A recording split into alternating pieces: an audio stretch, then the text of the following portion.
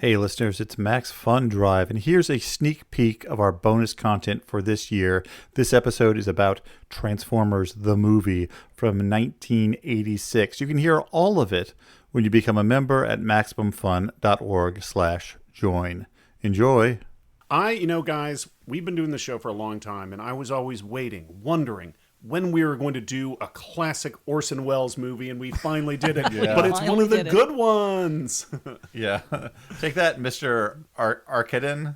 Is that how he says? Yeah, also known as Confidential Report. Yeah, Mr. Arkadin. Take that F for fake. Yeah. Other Side of the Wind, the posthumous release. Anyway.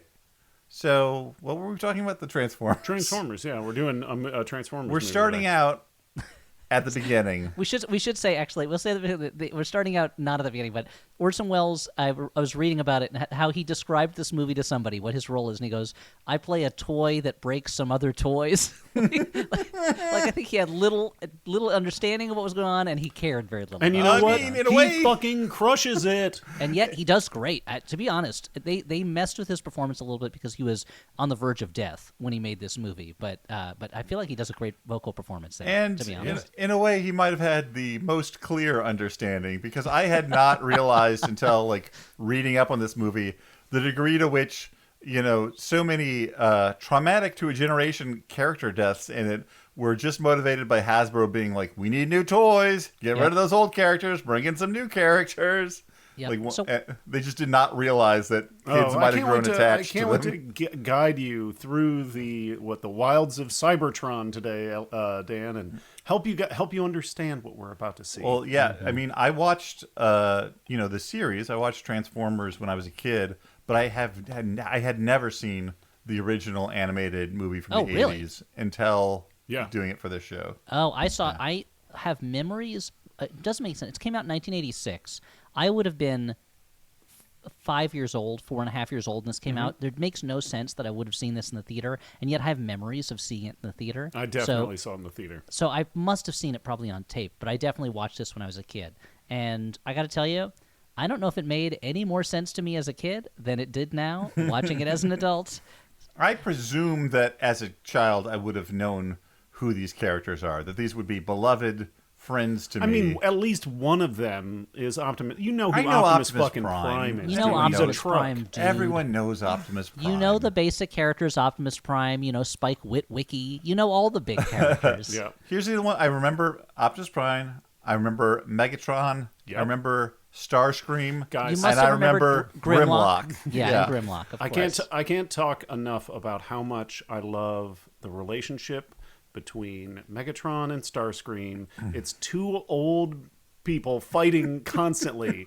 It is the exact energy. This is a little digression, so you guys be patient with me. Sure. And then I'll get into a summary of Transformers. This is the exact thing that the Warhammer 40,000 writers realized that the Necrons were missing, so they injected it into this race of unthinking robots. They instead made them basically the Golden Girls / Megatron and Starscream when they created, the relationship between Traz and the Infinite and Oricon the Diviner, which is so much funnier and cooler. It's so great. Like, I love these two, very bitchy characters. It's the awesome. classic two villains, one who works for the other one, but they both hate each other, and the subservient one is always looking for his opportunity to become the top dog. And the big one turns into a smaller gun that the lesser one has to shoot, which is fucking sick. It's like, why not turn him into a tank? A big gun? There's already a guy who does that. There's something so much fucking cooler that he turns into a little gun. And also because it's a cooler toy. It's a cooler toy because he turns into a gun toy, that a kid can carry. But okay. Sure, as a toy. Yeah. Then he gets killed by the cop from Die Hard. Cool. Is that Reginald the story Bell Johnson killed it? The toy gun he was holding was Megatron. Yeah. That was and it. That kid, Starscream. Mm-hmm. Wow. Yeah. Reginald Bell Johnson, why are you shooting me? Yeah. So anyway, let's talk about this. I'm going to take us through the summary. Surit, you're going to help me. You're going to help me as my Sherpa through this world because I don't remember all these characters. And Dan, you are just the victim who is along for the ride. Carl Pilkington of this episode. Yeah, guys, and by the way, I dropped some deep Warhammer 40,000 lore. If you guys have any more questions, I know it probably raised more questions than have been answered. Feel free to just pause the podcast and just bounce them off me. Okay, well, we won't do Sure. that. But Bounce them.